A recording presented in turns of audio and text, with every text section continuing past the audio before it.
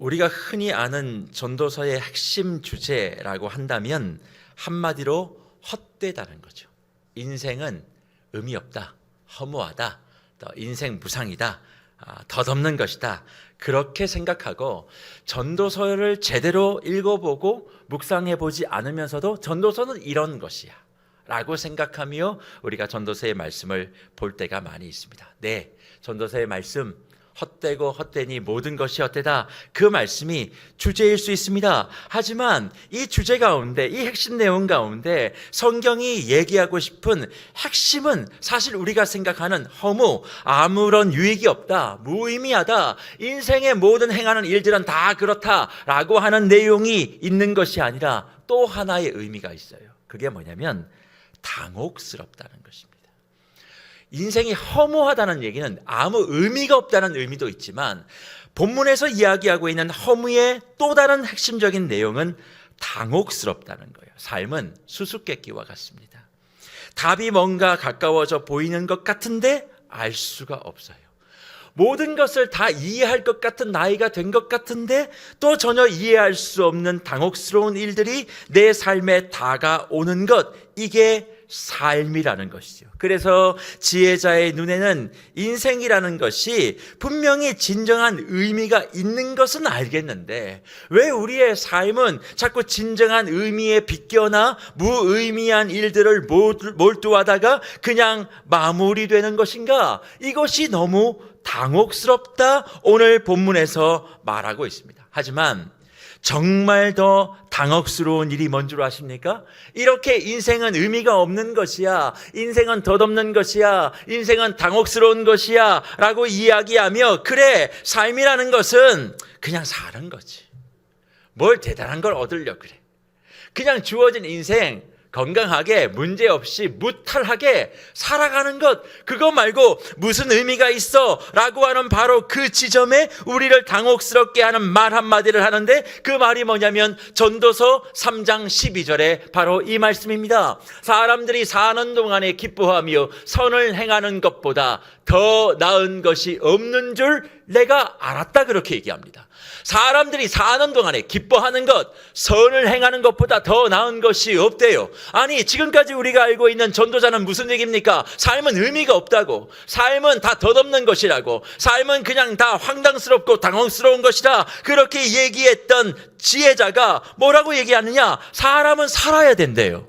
어떻게? 기쁘게 선을 행하며 그렇게 살아야 된다라고 이야기하니 전도서의 주제가 헛된 것이고 허무라고 얘기했던 저와 여러분들을 당혹스럽게 만드는 겁니다. 의미 없는 거고 아무리 알아도 삶이라는 것은 모르는 것이야, 헛된 것이야, 당혹스러워, 그러니 그냥 살으라고 말한 것 같았던 지혜자가 갑자기 사는 게 죽는 것보다 낫다, 선하게 사는 게 악하게 자기 욕심 챙기는 것보다 더 나은 거라고, 게으르는 것보다 성실하게 사는 것이 낫다고, 결국 핵심이 뭡니까? 의미 없이 사는 것, 그게 아니라 의미 있게 사는 것, 제대로 살아야 된다고, 제대로 사는 것이 전도서의 핵심이라고 말하고 있으니 어쩌면 제대로 전도서를 이해하지 못하고 전도서의 핵심 주제 헛되고 헛되며 헛되고 헛되니 모든 것이 헛되다라고만 알고 있었던 저와 여러분을 진짜 당혹스럽게 만든다는 거예요. 어떠십니까? 각자의 인생이 여러분은 이해가 되십니까? 나는 왜 만사 이 모양일까 생각하신 적 없으십니까? 하나님은 살아계시고 천지를 만드셨고 모든 것을 하시고도 남을 만큼 능력을 가지고 있다고 말씀하시는데 이상하게 나에게만 그것이 적용되는지 않는 것 같아요. 그러니 삶이라는 것이 예수를 믿고 있는 믿음의 사람으로서 살아낸다는 것이 더 어렵고 답답한 것 아닙니까? 손에는 여러 가지 퍼즐들이 있는 것 같은데 내가 들고 있는 퍼즐과 내가 맞춰야 될 내 인생의 그림판이 하나도 맞지 않는 거예요. 설사 맞는 것 같아 보여도 이게 뒤죽박죽 섞여 있고 뒤집혀져 있으니까 손에는 뭔가를 많이 들고 있는 것 같은데 맞출 수 있는 게 하나도 없는 거예요. 그러니까 내 인생의 그림판은 더덕더덕 구멍이 나 있죠. 그것을 메운다고 안절부절하지 못하고 내가 모든 것을 애써서 가지고 왔는데 내 그림판 인생을 채우지 못해. 그리고 애썼는데 내 손에는 퍼즐 조각이 또 없어요. 겨우 한 조각 들고 있으면서 내 인생판을 메우지 못하고 이곳저곳 비어있는 내 인생의 그림판을 바라보며 어이없기도 하고 황당하기도 하고 뭐 했나 싶기도 하고 웃다가 울다가 울다가 슬프다가 그렇게 서 있는 모습이 내 모습 같을 때가 얼마나 많은지 모릅니다. 그러니 지혜자도 이렇게 질문을 저와 여러분들에게 무엇보다 구멍난 인생판을 바라보며 눈물 흘리고 헛헛하여 내가 산 인생 의미가 뭐가 있나 라고 서 있는 사람들을 향해 전도서 1장 3절에 이렇게 말하는 것이죠. 해 아래서 수고하는 모든 수고가 사람에게 무엇이 유익한가? 무엇이 유익한가? 그렇게 말합니다. 여기서 말하는 유익이라고 하는 말은 히브리 말로 이트론이라는 말이에요. 이익과 수익을 이야기합니다. 그러니까 평생 사람이 수고하면서 마지막에 어떤 수익, 이익이 있는가 묻습니다. 사람의 마지막은 수익이 있지 않고 수의를 입습니다. 모든 것이 아무것도 없는 상태, 그것을 생각하며 결국 너희가 입는 건 수의야. 수익이라는 것은 너에게 없는 거야. 아무리 싸들고 내가 채워놓고 아끼고 절약하고 금고에 가둬놨다고 할지라도 그걸 들고 마지막 나의 장례식을 지나가는 사람을 보신 적 있으십니까? 아무도 없죠. 그러니까 무슨 유익이 있는가 그렇게 묻는 거예요. 그래서 인생은 평생 수고의 굴레 속에 있다가 수의를 입고 마치는 겁니다. 수고의 결론은 수의예요. 수고해야, 노력해야 아무것도 없지만, 그렇지만 현실은 뭡니까? 수고하고 노력하고 애써야 먹고 살 수 있어요. 내 마지막에 수의 한 벌 입고 간다고 해서 인생을 그냥 굶고 살 수는 없지 않습니까? 애써야 되고 노력해야 되고 수고하고 마음을 다해야 생존할 수 있기 때문에 인생은 참 고단한 겁니다. 물론 이런 수고에 대하여 부정적인 의식만을 가지고 성경이 우리에게 말하는 것은 아닙니다. 하나님이 우리에게 허락한 고유한 인간의 사명을 이야기하며 우리가 일하는 것, 이거 하나님 허락하신 거다. 열심히 일해라. 사명과 목적을 가지고 살아가는 그 삶은 소중하다고 성경은 우리에게 가르치는 거예요. 그래서 전도서 1장 3절에 우리가 정말 주목해야 되는 말씀은 무엇이 유익한가? 이게 아니라 1장 3절의 첫 부분 해 아래라는 말이 중요하다는 것을 기억하셔야만 합니다. 해 아래 수고하는 모든 수고가 사람에게 무엇이 유익한가? 그 얘기는 해 아래가 뭐예요? 해가 비치는 모든 세상을 얘기합니다. 모든 공간, 모든 시간을 다 이야기하며 모든 세상, 모든 공간, 모든 시간에 이 원리는 똑같다. 하나님의 전적인 주권 아래서도 인간 살아가는 모습 다 똑같다는 거예요. 쉽게 우리에게 적용하면 내가 저 집에 태어났으면 내가 좀 달랐을 텐데 아니라는 거예요. 그 집에 태어나도 똑같다는 거예요. 내가 한국에서 살아서 이렇다. 그것도 아니라는 거예요. 미국에 가도 똑같다는 거예요. 어디 나라, 어느 세상, 어느 시간이든 다 똑같은 거예요. 해 아래 인생은 유익할 수 없어 라고 말을 하는 거죠. 그러면 어떻게 해야 할까요? 전도서 1장 3절의 질문이 연말을 맞이하여 또 새로운 새해를 바라보며 나아갈 때 우리에게 주는 것은 딱 한 가지밖에 없습니다. 나이 먹는 것 말고 나아질 게 없어요. 저와 여러분도 나이 먹는 거 말고 뭐가 더 나아집니까?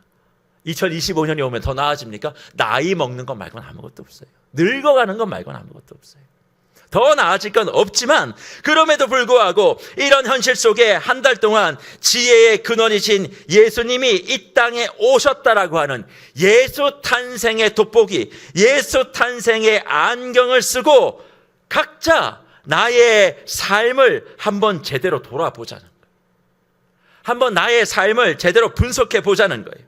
그래서 내년을 기계적으로 억지로 혹은 어쩔 수 없이 걸어가는 것이 아니라 해답을 가지고 의미를 만들고 한번 내년을 기대해 보자, 그렇게 생각하며 오늘 성탄 말씀 시리즈의 첫 시간을 갖게 되는 것입니다. 그렇다면 한 해의 마지막에 선 저와 여러분에게 아기 예수님의 탄생을 통해 지나온 한 해, 그리고 앞으로 가야 할 그 시간들에 대하여 예수 탄생의 돋보기를 쓰고 본다면 지혜자는 저와 여러분의 지나온 인생에 대하여 무엇이라 말씀하실까요?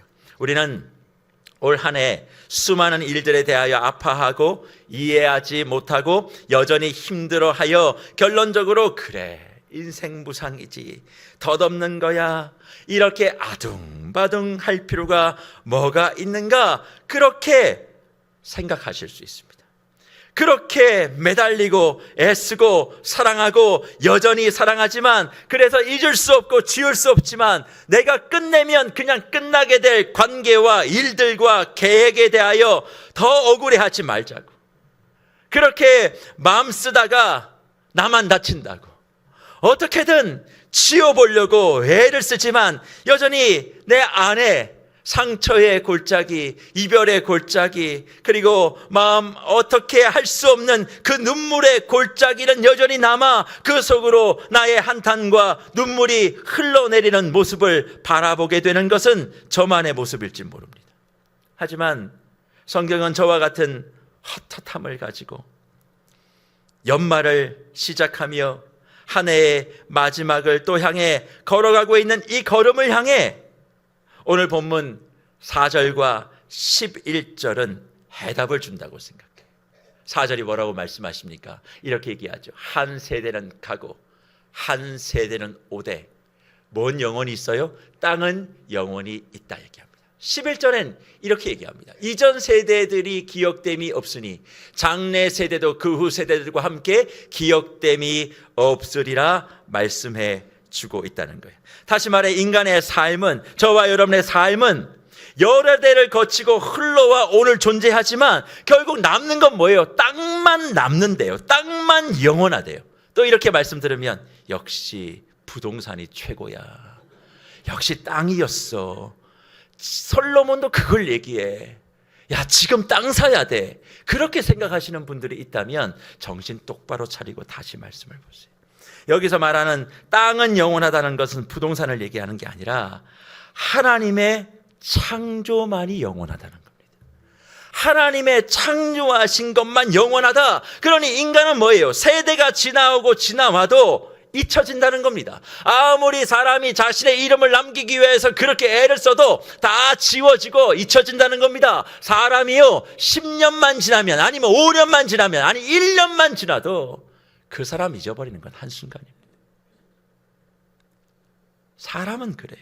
하지만 뭐만 영원합니까? 하나님의 창조의 역사, 하나님의 창조의 능력, 하나님의 영원하신 이름만은 남는다는 거죠. 그래서 지혜자는 분명히 선언합니다. 오늘 우리가 읽은 전도서 1장의 본문 가운데 핵심 구절은 그래서 7절과 8절인데 뭐라고 말씀하고 있습니까? 모든 강물은 다 바다로 흐르되 바다를 채우지 못하며 강물은 어느 곳으로 흐르든지 그리로 연하여 흐르느니라. 모든 만물이 피곤하다는 것을 사람이 말로 다 알 수는 없나니 눈은 보아도 족함이 없고 귀는 들어도 가득 차지 아니하는도다 말씀하고 있습니다. 눈은 보아도 뭐가 없어요? 족함이 없다고요. 귀는 들어도 가득 차지 않는다 말씀합니다. 이 말씀이 무슨 얘기입니까? 결국 우리의 삶의 의미와 가치를 제기하는 수많은 질문, 그 질문의 인생을 살아가면서 우리는 그것에 대한 진짜 해답을 결국 찾지 못한다는 거예요. 아무리 너희가 애를 쓰고 수고하고 노력한다고 해도 뭐 하는 것밖에 없어요? 기진맥진 피곤할 수밖에 없다. 이 말을 들으니까 인생에 대해서 너무나 더 허무하다, 성경도 답을 주지 않는 것에 대한 허탈함을 갖고 결국 목사님 다른 거 아니네요. 인생 오늘 마지막이라고 생각하고 한번 잘 먹고 잘 살다가 죽으면 되는 거네요. 제가 이 강단에서 얘기하지 못하지만 잘 먹고 잘 죽은 땡땡은 뭐도 다르다고요? 빛깔도 다르다고, 때깔도 다르다고, 그런 얘기 있지 않습니까? 그러니까 잘 먹고 잘 사는 거, 그것만 우리가 한번 생각해 보자, 그런 분들이 있을 겁니다. 그러나 무별 여러분, 오늘 전도서를 기록한 지혜자가 무엇을 전제로 이런 이야기를 하고 있습니까? 8절 하반절이죠. 눈은 보아도 족함이 없고 귀는 들어도 가득하지 않는다. 이것이 전제예요. 저와 여러분의 인생이 눈으로 보고 귀로 듣는 것만으로는 다 채울 수가 없다 말씀하고 있는 것입니다. 그렇습니다. 인생을, 저와 여러분의 삶을, 그리고 올해 일어난 일들과 사건들을 육신의 눈과 귀로 이해하고 판단해 보면 그저 피곤할 뿐이에요. 지칠 뿐이에요. 답답할 뿐이에요. 왜? 해석이 안 되니까. 이유가 뭔지 몰라요. 저와 여러분이 이 삶 가운데 일어났던 그 모든 일들을 여러분의 육신의 눈과 귀로 아무리 분석해 보십시오. 답답해요. 그러니까 육신의 눈과 귀로 인생을 자꾸 풀어보려고 하면 결국 뭐에 빠지게 되냐면 순환적 역사관이라는 것에 빠지게 됩니다. 이게 뭔지는 조금 이따 말씀드릴게요. 순환적 역사관을 가지고 자꾸 내 인생을 바라보게 되니까 그 끝은 절망밖에 없다는 거예요. 그러면 인생을 눈과 귀로 보고 듣는 것으로는 알 수 없다면 어떻게 해야 될까? 영적으로 봐야 된다. 영의 눈과 영의 귀로 봐야 한다는 겁니다. 사실 저는 이 말이 참 싫습니다. 영적으로 모든 것을 봐라, 이 얘기가 너무너무 싫습니다. 개인적으로 제가 참 좋아하고 사랑하는 사람이 늘 제게 하는 말이기 때문에 그렇습니다. 모든 것을 영적으로 해결하기 바란다. 그 말을 들을 때마다 숨이 턱턱 막힙니다. 어렵기 때문에 그렇습니다. 하지만 영적으로 바라보고 해결하라는 이 말의 진짜 의미는 이런 것 아닐까요? 인생을 쉽게 보면 결국 반복이고 순환이고 그냥 도는 것 같다고. 모든 것이 이원론적 사고, 물질주의 세계관, 그러니까 사람들이 다 기회주의적인 삶을 살고 이기주의적인 삶을 살게 되는 겁니다. 강자가 약자의 것을 뺏게 되어지고 약자는 그것을 다시 강탈해야 되는 그런 경쟁적 삶을 사는 것이 순환주의적 역사관, 이원론적 인생관을 가지고 있는 이 세상에서 만연하고 있는 일이에요. 결국 니께 내 거고 내게 네 거니까 다 뺏으면 돼. 그렇게 살다 보니까 경쟁사회가 되죠. 이 경쟁적 사회는 결국 모두가 다 패망하고 말게 되어지는 절망의 인생을 만들게 된다는 거예요. 그런데 제가 참 고통스러운 그 한마디, 모든 것을 영적으로 해결하라고 하는 이런 마인드를 가지고 인생과 세상을 보게 되어지면 모든 일과 시간 속에 뭐가 보이는 줄 아십니까? 목적이 보인다는 거예요. 목적이 보이고 그 목적이 있기 때문에 끝이 아니라, 그리고 그 끝은 분명히 절망이 아니라 희망이라고 하는 생각을 가지게 된다는 겁니다. 그래서 영적인 해결을 위하여 자신의 인생을 돌아보고 인류의 역사를 살펴보니 지혜자가 확신하는 것이 한 가지 있었어요. 그게 뭐냐? 영적으로 무언가를 정확하게 이해하고 영적인 시각과 시선을 가지고 뭔가를 가지고 생각하게 되어지면 인생에 네 가지가 의미가 없다는 것을 발견하게 되어집니다. 그러니까 영적인 안목을 가지면요, 신비로운 걸 보는 게 아니라 무의미한 게 무엇인지를 발견하게 되어져요. 그러면 지혜자가 영적인 안목을 가지고 자신의 인생을 살펴보며 네 가지의 의미가 없는 것이 무엇인지를 전도서 2장과 3장에 거쳐서 설명하는데, 그 네 가지가 뭐냐? 첫째는 학문, 학력이요, 학벌. 두 번째는 뭐냐? 쾌락, 즐거움. 세 번째는 어리석음. 네 번째는 성공이라는 거예요. 이 네 가지가 영적으로 모든 것을 바라보니까, 영적으로 내 인생을 바라보니까, 학력, 학벌 의미 없구나. 쾌락, 즐거움 의미 없구나. 어리석음 의미 없구나. 성공 의미 없구나 라고 생각한다는 거예요. 전도서 1장 18절을 보십시오. 열심히 공부하고 박사가 되어지면 세상을 더 아는 게 아니라 근심하게 되어지고 만족이 없게 된다 고백합니다. 우리는 흔히 엘리트 지식인이 되면 모든 것을 다 이해하고 모든 것을 다 살피게 될 거라 생각하며 자녀들에게 뛰어난 학업 성취를 요구하지만 더 많이 할수록 괴로워진다 지혜자는 말합니다. 그러면 열심히 할 필요가 없는 거네? 라고 생각하며 모르는 게 약이다 생각하고 이제 전도자가 뭘 하기 시작합니까? 전도서 2장 1절에서 그래, 알 필요 없어. 세상은 아는 것이 아니라 즐기는 거야. 그렇게 생각하며 쾌락과 재미를 추구해보지만 이것도 소용이 없다는 걸 알게 됩니다. 즐거움을 추구한들 아무것도 남는 게 없다는 거죠. 그러니까 지혜자가 이번에는 학문과 지식과 학벌과 쾌락과 즐거움도 아닌 무엇을 향해 나아가느냐? 어리석음을 향해 나갑니다. 이 어리석음이라는 게 뭐냐면 비이성적이고 몰상식적인 것에 목을 매는 것을 얘기하는데 전도자는 두 가지로 이걸 설명해요. 우리 인생의 어리석은 행위 두 가지. 첫째가 전도서 2장 3절에 나오는 술입니다. 술로 내 육신을 즐겁게 할까라고 말하는 거예요. 열심히 해서 세상을 알아보려고 해도 아무것도 안 돼. 열심히 놀아봐도 안 돼. 그러니까 맨정신으로는 아무것도 안 되니까 술독에 빠져서 세상을 비틀거리며 보고 싶은 겁니다. 하지만 아무것도 얻지 못하니 그 다음에 어리석음으로 향해요. 그게 뭐냐면 지혜자는 내 어리석음을 꼭 붙잡아 둔다 그렇게 표현하는데 이것을 지금의 시대로 적용해 보면 이런 것입니다. 그 사람이 진리인지 아닌지 묻지도 않고 유명한 사람의 말이면 맹신하고 거기에 목을 거는 사람들이 있어요. 유튜브나 인스타그램 같은 것 그런 것 안에 들어가 가지고 뭐 치유, 영성 이런 걸 이야기하지만 결국 검증되지 아니하는 그 사람들의 말에 목을 매는 것을 지혜자는 어리석음이다 그렇게 얘기하고 그 어리석음에 내가 붙잡혔다 그렇게 얘기합니다. 그런데 무별 여러분 보십시오. 이런 어리석음이 무엇입니까? 술과 이상한 사람의 내 자신을 허용하게 되면 반드시 먼저 파괴되는 게 있습니다. 뭐가 파괴되느냐? 정신이 파괴되죠. 이미 정신이 무너졌는데 그 사람의 판단과 행동과 가치에 지혜가 있을 수 있겠습니까? 그래서 잠언을 기록한 동일 지혜자가 뭐라고 말합니까? 잠언 23장 29절과 30절에 이렇게 이야기를 하는 겁니다. 죄앙이 누게 있느뇨? 근심이 뉘게 있느뇨? 분쟁이 뉘게 있느뇨? 원망이 뉘게 있느뇨? 까닭없는 상처가 뉘게 있느뇨? 붉은 눈이 뉘게 있느뇨? 술에 잠긴 자에게 있고 혼합한 술을 구하러 다니는 자에게 있느니라 그렇게 말합니다. 근심이, 재앙이, 분쟁이, 원망이, 까닭없는 상처 이게 누구에게 있어요? 술에 잠긴 자. 그렇게 얘기하며 나처럼 술을 먹지 아니하는 사람은 이것과 상관없다 그렇게 말하지만 술 드시지 않아도 여러분 원망 있고 상처 있고 근심 있고 재앙 있지 않습니까? 그럼 왜 그런 일들이 내게 벌어질까요?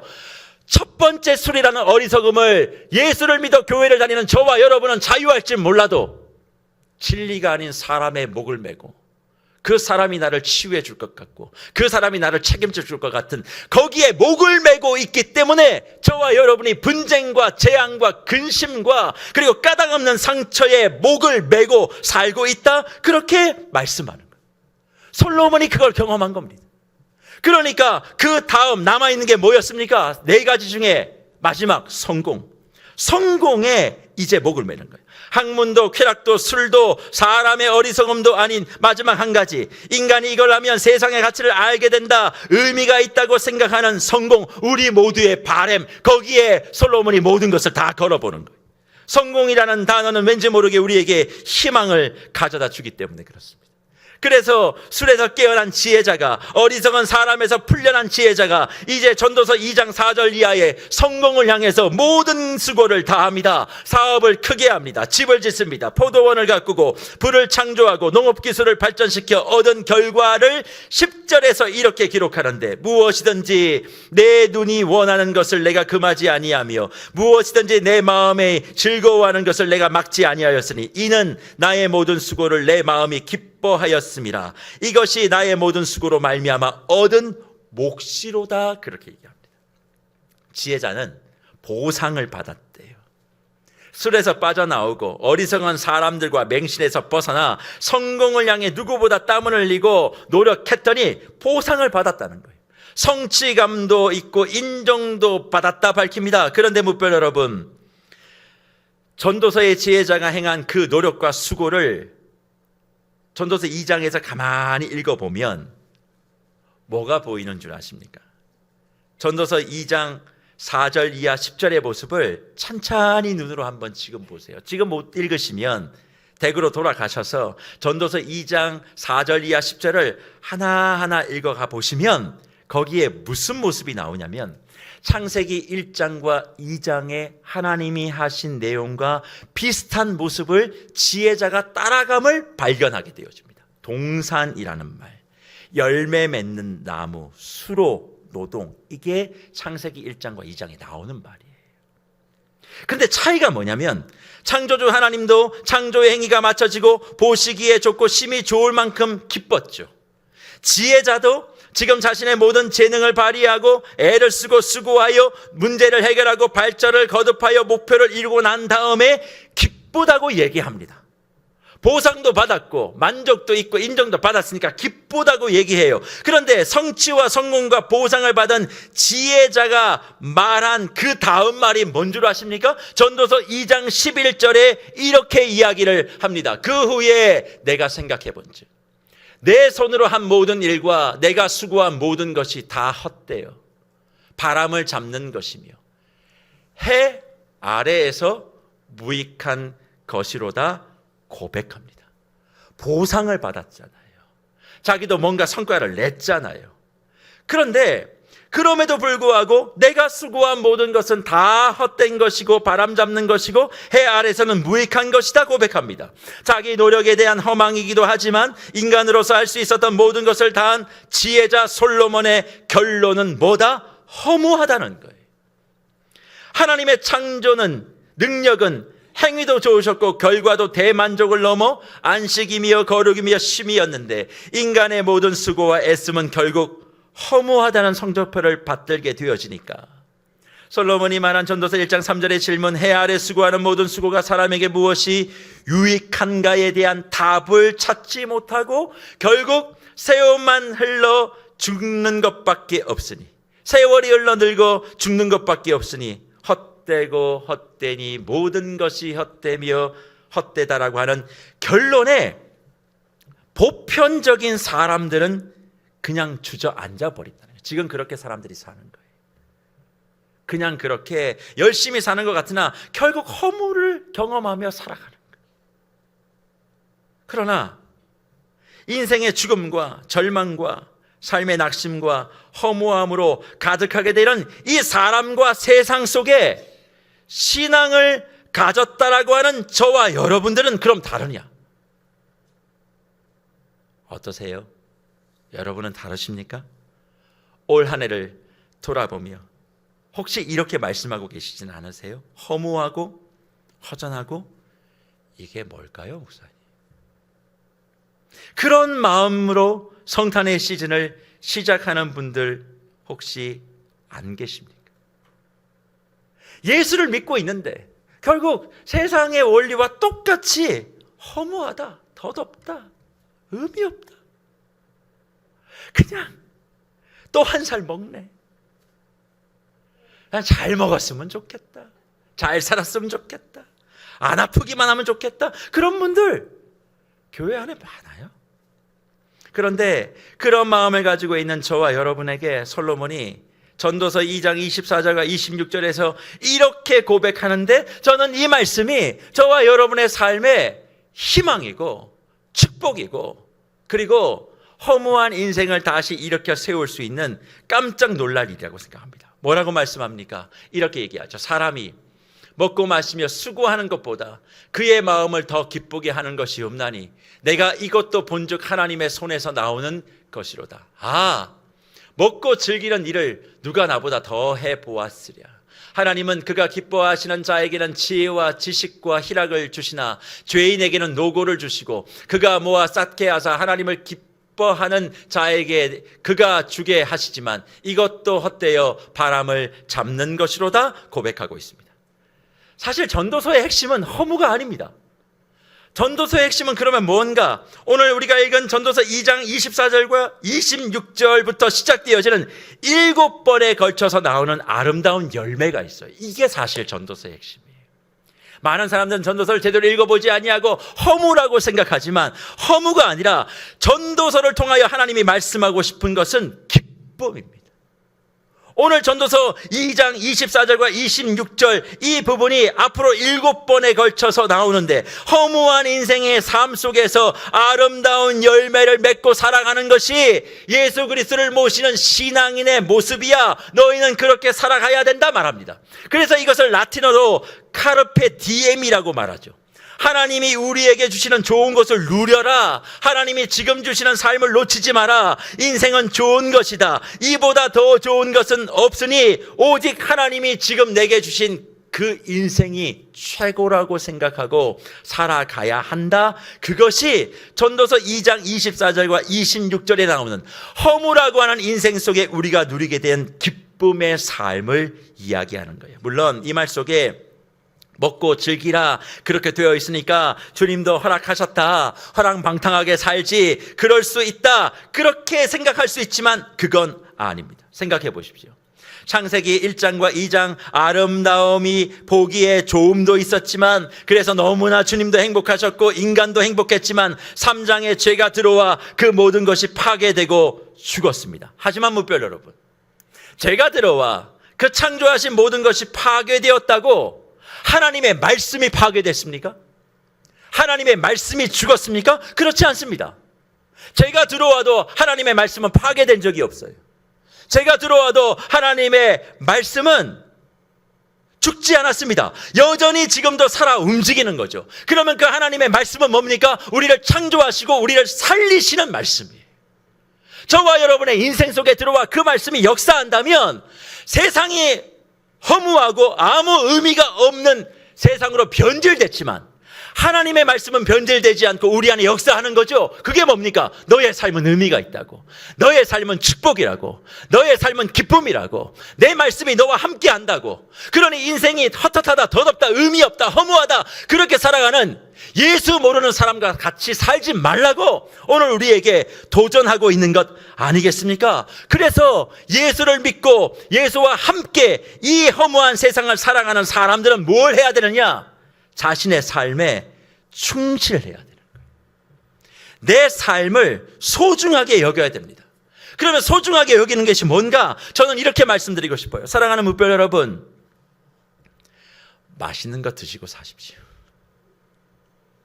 좋은 거 누리고 사세요. 왜 그러면 안 됩니까? 신앙은 자유이고 여유이고 누림이지 통제고 그리고 금욕이 아닙니다. 그건 종교입니다. 신앙은 여유고 누리고 즐거움, 희락을 내가 맛보는 거예요. 맛있는 거 드십시오. 더 좋은 거 드십시오. 왜 혼자 식사하시면서 늘 김치 하나만 꺼내놓고 드십니까? 잘 차려놓고 드십시오. 하나님이 축복하는 인생입니다. 하나님이 말씀하시는 인생입니다. 하나님의 말씀이 살아 움직이고 어떻게든 나를 살리려고 하는데 왜 여러분은 여러분의 인생과 육신을 죽이고 계십니까? 더 좋은 옷 입으십시오. 아, 목사님 형편이 안 돼서요. 네, 형편 안에서 더 좋은 걸 누리세요. 왜 그렇게 하면 안 됩니까? 성경 어디에 금욕을 이야기합니까?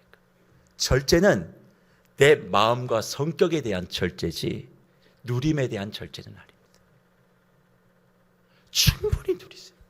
예수 믿었기에 할 수 있는 그 기회를 누리십시오. 더 좋은 집을 소망하고 힘써 일하시고 애를 쓰세요. 하나님이 주신 선물을 부정하거나 포기하거나 하지 말고 주님이 주신 이 땅의 산물을 소중하게 여기며 지금 내게 주신 기회를 놓치지 마십시오. 그 사람을 만났으면 그 사람을 통해 하나님이 일하실 것을 믿고 그 사람과 계약하세요. 뭐가 문제입니까?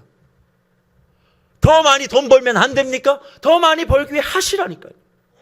인생이 다 덧없다 그렇게 생각하지 마시고 지금 내게 주어진 그 시간이 가장 소중한 것이다 그렇게 생각하시며 최선을 다하고 누릴 건 누리시고 살아가시라는 거예요. 사람 때문에 어렵다, 환경 때문에 힘들다가 아니라 이런 것을 주신 부모 덕분에, 아무것도 물려줄 게 없는 우리 집안 덕분에 더 애쓰고 노력해서 이 땅에 허락한 것을 가꾸고 이 땅에서 일하도록 우리를 창조하심에 내가 감사하고 기쁨을 시작해낼 때, 허무라고 하는 세상의 구조 속에서 기쁨이라고 하는 작은 텐트를 쳐 우리를 지켜 결국 이 허무한 세상 속에 죽어가고 절망하고 있는 사람들에게 삶이란 저렇게 사는 거지 라고 말하라고 저와 여러분의 마음속에 빛 대신 예수 그리스도를, 요한복음 1장 9장에 나오는 참빛 대신 예수 그리스도를 아기 예수로 우리의 말구유 같은 인생 속에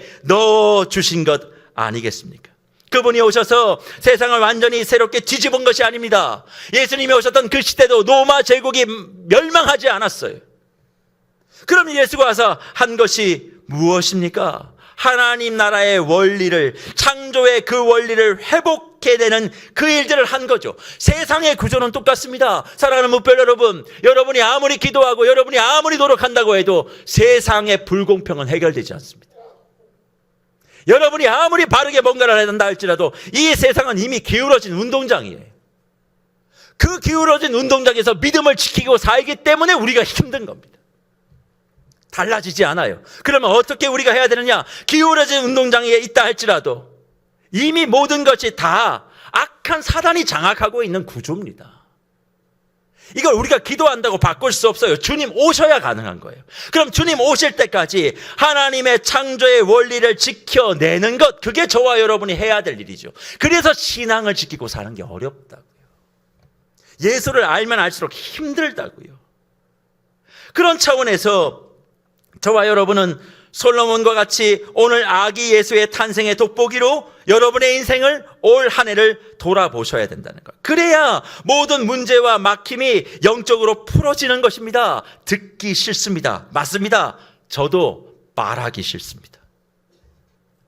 이런 얘기 하고 싶지 않습니다. 하지만 이렇게 보지 않으면 여전히 우리는 솔로몬이 얘기했던 이 네 가지의 쳇바퀴, 학벌,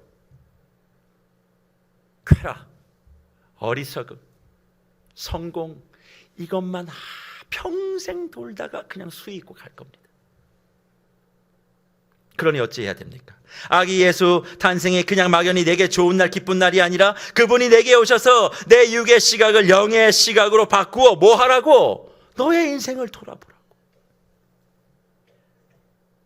저와 여러분에게 예수 탄생의 돋보기를 쓰게 하셨다 생각하시고 아기 예수의 탄생으로 저와 여러분이 올 한 해 경험한 힘들고 어이없고 당황스러운 일들을 다시금 살펴볼 때 죽음과 절망 속에서도 오늘의 삶이, 지금의 시간이 소중하고 아름다운 하나님의 선물이기에 나는 나의 시간과 인생을 사랑해야지라는 마음으로 이 허무와 흑암의 시대를 이겨나가시는 우리 무별들이 되기를 축복합니다. 그래서 오늘 말씀을 마무리하며 저는 윤동주 시인의 시 한 편으로 말씀을 결론 지어보려고 합니다.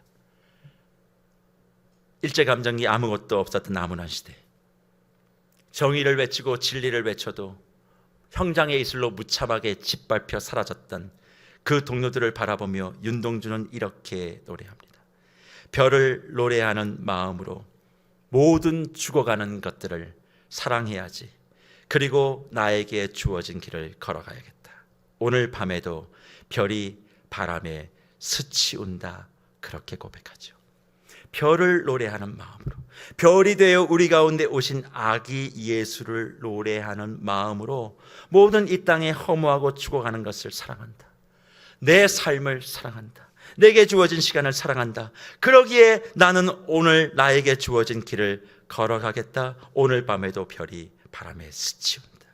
사랑하는 무별 여러분, 별이 되어 우리 가운데 오신 아기 예수님을 통해 올해를 바라보십시오. 그리고 세상을 바라보십시오. 그리고 자기 자신을 바라보십시오. 그리고 이번 한 주 주님이 주신 기회의 아름다움, 내 인생의 아름다움을 노래하며 세상은 헛됨과 허무와 어리석음과 술 속에 갇혀 고통스럽지만 우리는 그것으로부터 풀어 자유함으로 진정한 성탄의 은혜의 문을 활짝 여시는 저와 여러분들이 되셔야 되지 않겠습니까? 하나님이 저와 여러분에게 주신 지금 이 모습이 최고의 모습이다 생각하시고 축복해 주시고 사랑해 주시고, 이해되지 않는 건 영적인 시각을 갖고 다시 한번 바라보셔서 올 한 해 억울과 불평이 아니라 감사와 기쁨이 가득하는 복된 연말 되시는 사랑하는 주의 모든 권속들 되시기를 축복합니다.